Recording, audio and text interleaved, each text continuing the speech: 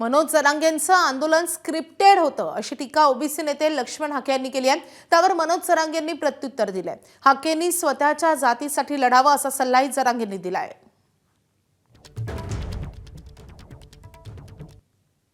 जरांगेंचं आंदोलन हे स्क्रिप्टेड होतं, एक दिवसापुरतंच होतं आणि ते ठरवून आंदोलन होतं।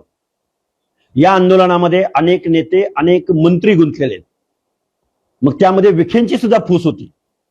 पहिल्यांदा जरांगेंनी विखे पाटलांना शिव्या द्यायच्या आणि पुन्हा विखे पाटील त्यांना डील करायला येणार आणि मग त्याचं श्रेय विखे पाटलांना द्यायचं आणि मग विखे पाटलांना मुख्यमंत्री व्हायचं की काय।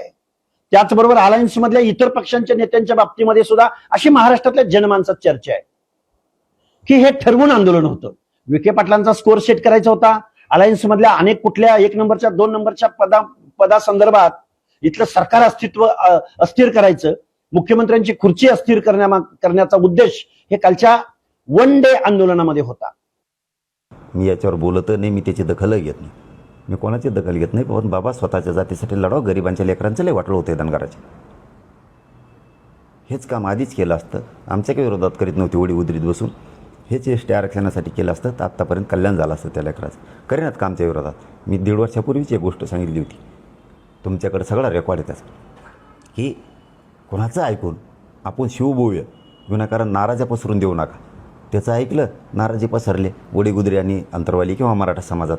काही गरज नव्हती ना या गोष्टी करायची।